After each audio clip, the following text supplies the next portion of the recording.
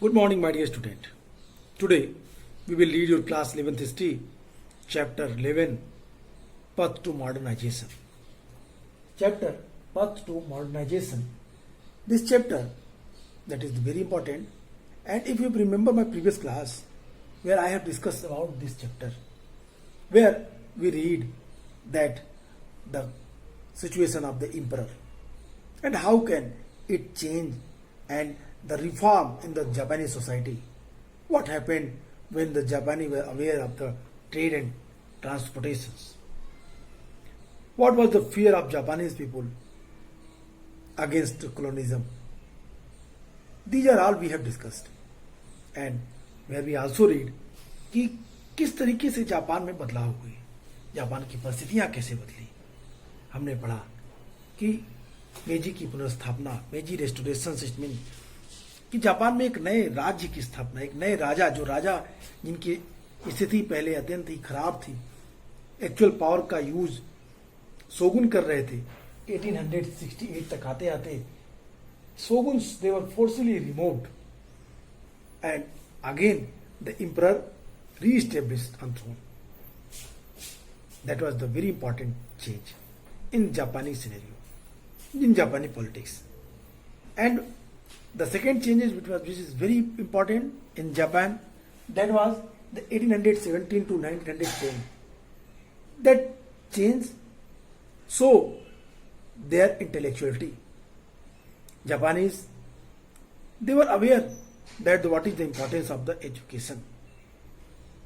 They know that schooling that should be compulsory for all boys and girls, and till 1910 they implemented that rules in whole Japan. Education policy that was very clear. In their education system, they tried to set up the moral culture, the moral education. What was moral education? What was moral culture? It had to be taught that the text urged children to revere their parents, be loyal on the nation, and become good citizens. This was all that happened during 20th century in Japan. But what happened in India? If you will compare the education system and education policies with our nation, then you can easily understand that why Japan became developed and we are in developing phase. No doubt that in India the population is very high, but the awareness for the education, that is less than Japanese. And the feelings of their nations, the patriotic feelings, these also we have to think. हमें इसके बारे में भी सोचना चाहिए. We have all discussed. And one more things, we also discuss about the condition of emperor. Emperor would be treated with the reverence as he was considered a direct descendant of the sun goddess. But he was also shown as the leader of westernization. His birthday became a national holiday in Japan. I mean to say that Japan gradually accepted those practices which was running on Europe. Japan changed their scenario, but it never forget their culture. With follow their culture, gradually they change himself, Japan. और पूरा एक changes दिखाई देता है, एक पूरा बदलाव दिखाई देता है, सामाजिक और बौद्धिक जो बदलाव है जापान में, इसी ने जापान को एक डेवलप कंट्री के रूप में विकसित किया. ये अत्यंत ही महत्वपूर्ण था, एक महान विचार थी जापान के विकास में, जापान के डेवलपमेंट में. नई विद्यालय व्यवस्था, और 1910 तक आते आते ऐसी स्थिति आ गई कि स्कूल जाने से कोई भी बचा नहीं रहा. उन्होंने फीस पे ध्यान दिया, फीस काफी कम रखी. I mean to say the tuition fees that was very minimal. बहुत ही कम थे. School fees. It was the minimal. बहुत ही कम. Why I am what? Force. I am forcing on that words कि minimal. उनकी फीस बहुत कम थी. Tuition fees that was very less. It means कि कहीं भी कोई भी बच्चा आराम से स्कूल जा सके, पढ़ सके. फीस के थ्रू उसके डेवलपमेंट में कोई बाधा न उत्पन्न हो, इस बात का ख्याल रखा गया था. शुरू में जो करिकुलम थे, सिलेबस था, that was what changed. Japan में वो जो करिकुलम था, सिलेबस था, उसको पश्चिमी सिलेबस के अकॉर्डिंग चेंज किया गया, बदलाव लाए गए. और फिर धीरे धीरे जापान इन रास्तों पर चलते विकास की ओर आगे बढ़ा. राष्ट्र के एकीकरण के लिए मेजी सरकार ने अपने पुराने गांवों और क्षेत्रीय सीमाओं को बदलकर एक नया एडमिनिस्ट्रेटिव स्ट्रक्चर तैयार किया. इस जो एडमिनिस्ट्रेटिव यूनिट्स में पर्याप्त रेवेन्यू इसके लिए जरूरी थी, जो स्थानीय स्कूल और स्वास्थ्य सुविधाएं को दिया जा सके, जारी हो सके. इट मीन्स जापान को रेवेन्यू भी प्रॉपर चाहिए थी, जिसकी मदद से वो सोशल रिफॉर्म के कार्यों कर सके, स्कूल प्रॉपरली चल सके, हेल्थ मेडिकल केयर वो अपने सिटीजन्स को दे सके. इन चीजों का विशेष जापान में ख्याल रखा गया. 20 ईयर्स तक के सभी जो यंग पीपुल्स थे उनको सेना में काम करना अनिवार्य हो गया. एक आधुनिक सैन्य बल तैयार किया गया. कानून व्यवस्था बनाई गई जो राजनीतिक गुटों के गठन को देख सके, बैठकों बुलाने पर नियंत्रण रख सके और एक सख्त सेंसर व्यवस्था बना सके. इन तमाम उपायों में सरकार का विरोध का सामना करना पड़ा. सेना, नौकरशाही को सीधे सम्राट के निर्देश में रखा गया. यानी कि संविधान बनने के बावजूद यह दो गुट, इट मीन सेना और ब्यूरोक्रेसी, सीधे सीधे सम्राट के अधीन थी, जिसका एक दूरगामी परिणाम हुआ. सेना ने और इलाके जीतने के मकसद से मजबूत विदेश नीति के लिए दबाव डाला और इस वजह से चीन और रूस के साथ जापान की युद्ध हुए. दोनों में जापान विजयी रहा. चाइना युद्ध वार में भी जापान विजयी रहा और रूस के साथ युद्ध में भी जापान विजयी रहा. अधिक जनवाद की लोकप्रिय मांग सरकार की इन आक्रामक नीतियों का विरोध में जाती थी. जापान आर्थिक रूप से विकास करता गया और उसने अपना औपनिवेशिक साम्राज्य कायम कर लिया. एक कॉलोनियल एम्पायर उसने डेवलप कर लिया और अपने देश में उसने लोकतंत्र के विकास को उसने रोका, कुचला. और साथ ही जो कॉलोनिज्म थी, इनके साथ जो अन्य देश के साथ उसके संबंध थे, वो टकराव की स्थिति में आए. It means what we have understand what I am telling here. I am telling that is the situation, that is the conditions of Japan gradually that has changed, बदल रहे थे. To integrate the nation, the Meiji government imposed a new administrative structure by all right old village and domains boundaries. The administrative units had to have revenue adequate to maintain the local schools and health facilities, as well as serve as the recruitment center for the military.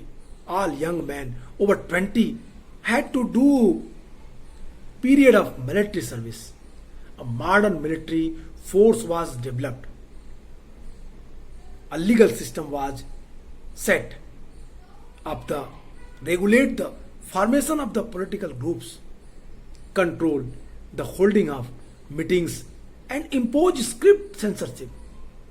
No one have right to write against the monarchy, write against the military and bureaucracy also. The censorship that was imposed, it is the very strange situation in Japan.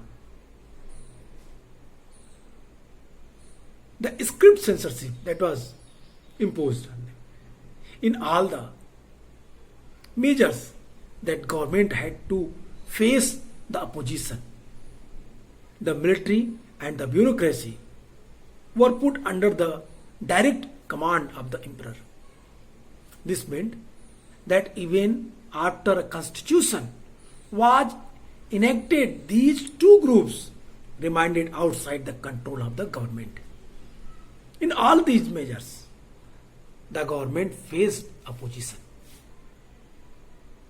The tension between these different ideas, the represented by the democratic constitution and modern army, was to have far-reaching consequences. The army praised for the vigorous foreign policy to acquire more territory. This led to war with China and Russia, in the both of which Japan was the victor. Popular demand, the greater democracy, was often in opposition to the government's aggressive policies. Japan developed the economically and acquired a colonial empire that suppressed that spread of democracy at home and put in the coalition with the people in the colonized. I am telling that one side we have seen in Japanese politics that the constitutional rule was implemented in the whole country. But other side, what we see? The emperor, who was in the powerful condition. The two major elements of the politics, the bureaucracy and military, they were directly under control of the emperor. It was the demand of the people that one side our nation is democratic, but other side we have to face that the dictatorship, the strict actions. We have seen what the press censorship that was imposed on them. We have seen that no one had right to wrote against the emperor. They have no freedom of speech and expression. And we have also seen that the 20 years old young man, they have to provide their services. They have to provide the few years in their life in the army, Japanese army. Japan gradually expand the colonial boundary. He expand, and that's result दोनों के बीच टकराव, दोनों के बीच एक तरीके का विरोध दिखाई देता है, और ये चीजें सामने आई जापानी पॉलिटिक्स में देखने को मिलती है. But on the basis of awareness, but in दोनों के बीच जापान धीरे धीरे विकास करता रहा और अर्थव्यवस्था तेजी से बदली. I mean to say that having that situation, ये सब रहते हुए भी Japan gradually change their scenario, gradually change their old conditions. वो एक विकास की तरफ आगे बढ़ा, modernizing the economy. The next topic I think we are going to read I think next topic is the modernizing the economy. In this topic we will see that how Japan become modernized and how their economy क्या हुई, modernising की तरफ आगे बढ़ी, modernise हो रही थी, विकास कर रही थी. कैसे? Next topic we will read the modernising economy.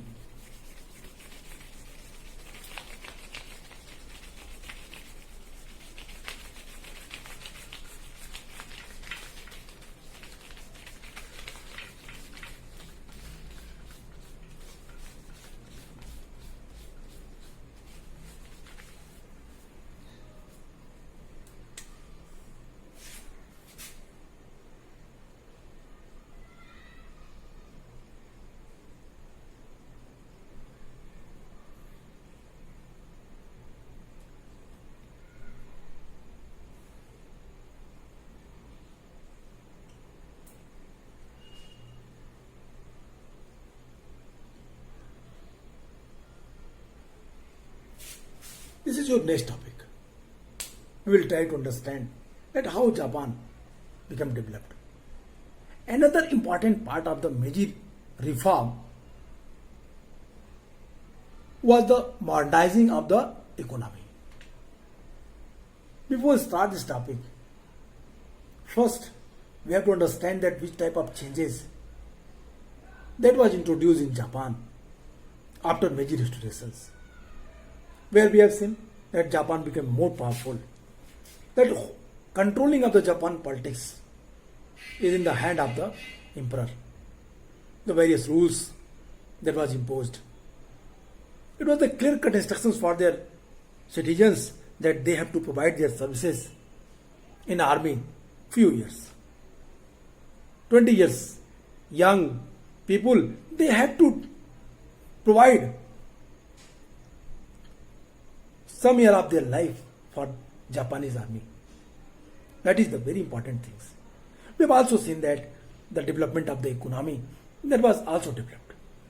धीरे धीरे विकास कर रही थी, अर्थव्यवस्था विकास की तरफ पहुंच रही थी. ये सब क्यों हो रहे थे? इनके पीछे कौन था? No doubt to say that that was all happened in Japan after Meiji restorations. So that's why the importance of Meiji restorations you can easily understand.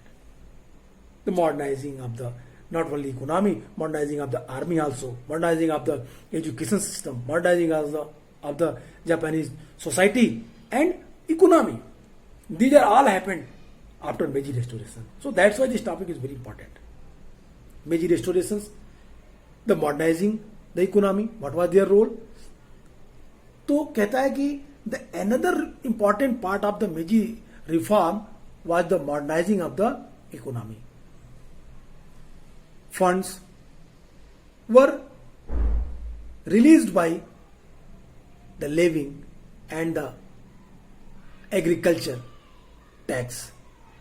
Japanese first railway line between Tokyo and the part of the Yokohama was built in 1817.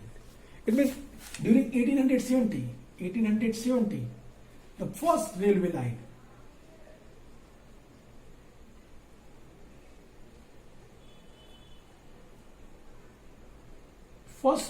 was what? Built between where? Two cities. That is the very important city. वो कहता है कि किसके Tokyo and Yokohama. Tokyo and Yokohama.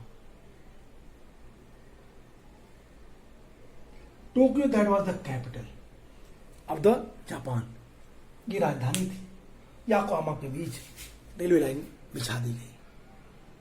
कहता है कि इस transportation के विकास से व्हाट 1870 to 72, 1870 to 1702 इसके बीच में जापान में पहली रेलवे स्थापित कर दी गई. और जिससे क्या हुआ? The textile, the machinery was imported from Europe and foreign technicians were employed to train workers as well as teach the universities and the school, and the Japanese students were sent abroad. Modern banking system. I mean to say that in 1872, the modern banking institutions were launched. The companies like the Mitsubishi and the Sumitomo were helped through the subsidy and tax benefits of become major the shipbuilders, so that Japan trade was from now and carried in the Japanese ship. Jaibitsu, the large business organization controlled by individual family, dominated the economy till after the Second World War. On the basis of that, you can easily understand that which type of changes, economical changes happened in Japan. Japan में मेजी सुधारों का जो अगला step था, उसका सबसे महत्वपूर्ण हिस्सा था अर्थव्यवस्था का आधुनिकीकरण. the next step of the major revolution, that was the modernizing the economy of the Japan. And then after, the government what try to set up a rule in the where the farming area, कृषि पर उसने कुछ सुधार किए, agriculture sector में उसने काफी ध्यान दिया. Funds it was released to levying the agriculture tax, Japan's first railway line. That was also play important role in the economy of the Japan. Railway that provide the transportations that link one city to other city, that provide the cheap transportation, that was boon for the trade. एक वरदान था व्यापार के लिए Japan के. Railway ने वो महत्वपूर्ण भाग उनके लिए कहा.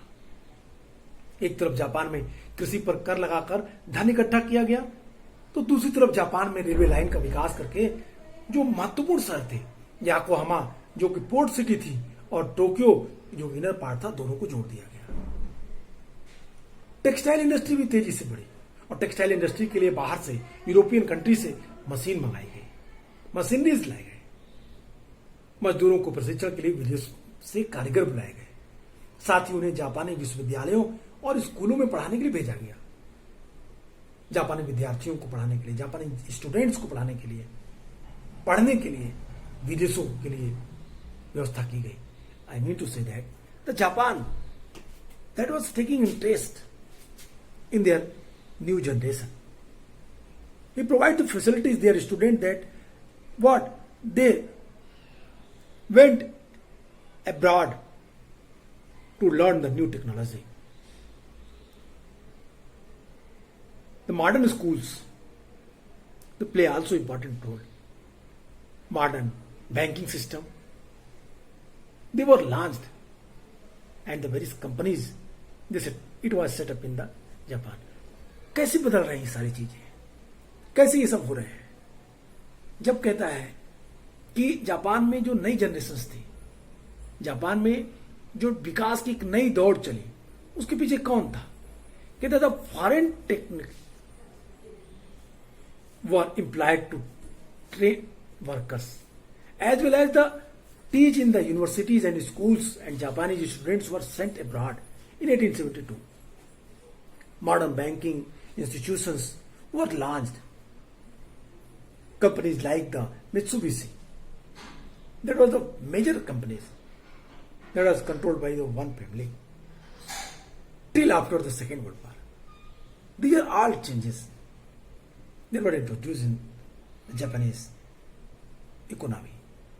The population 35 million in 1872, increase of 55 million in 1920.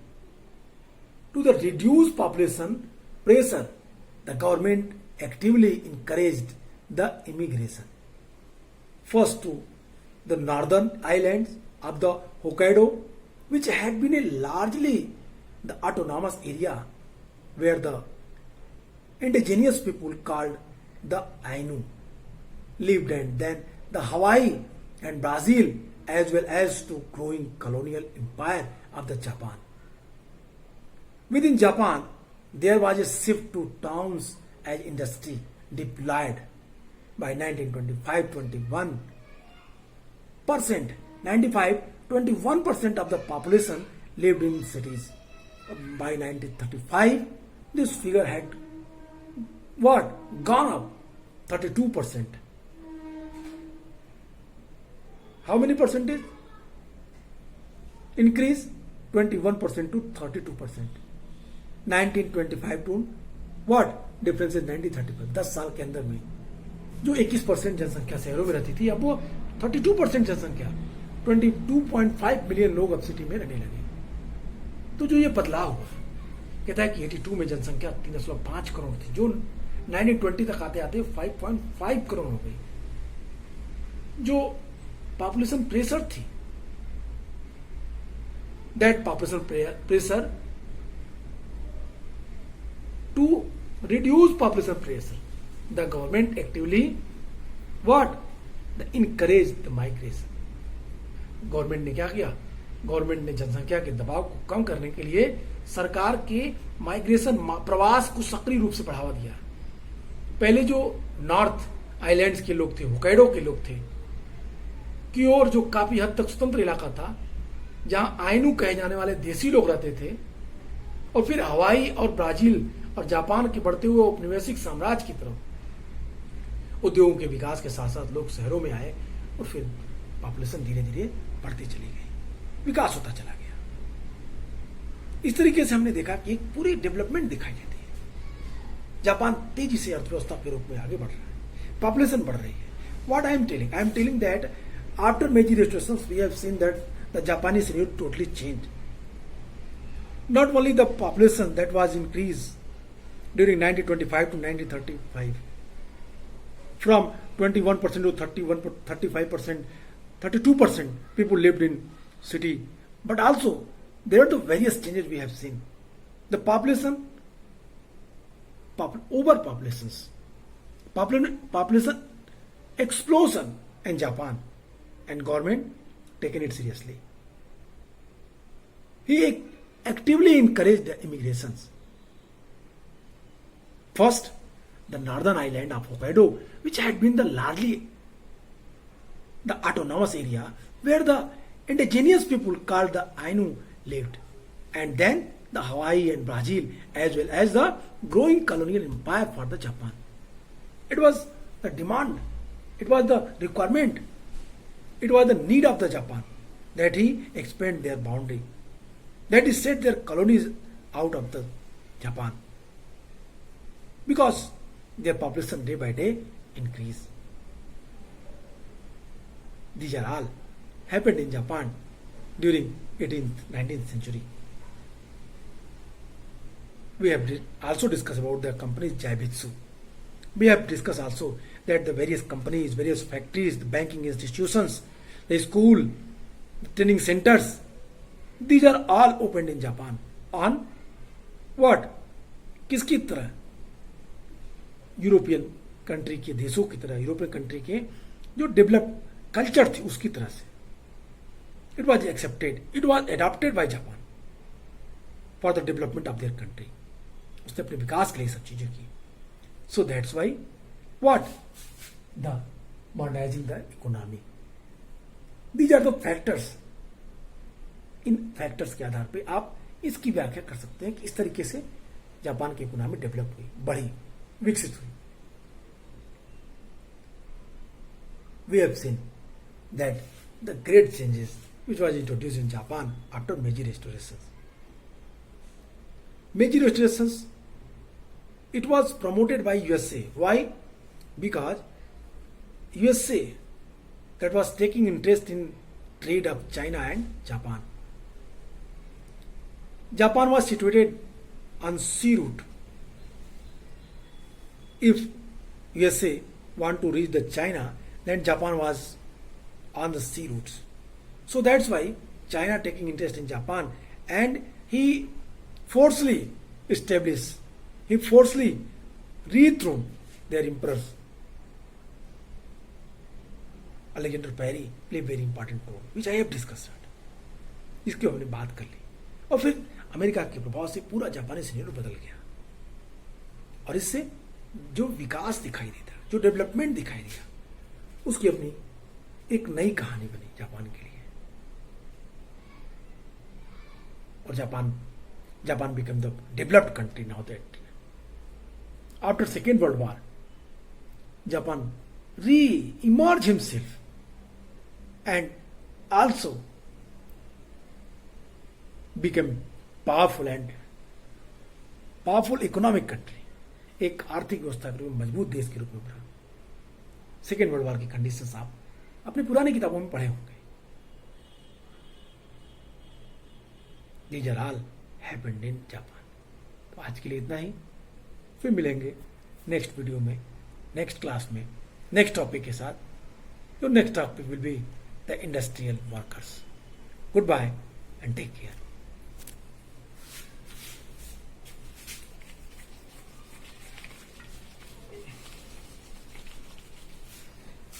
Next topic.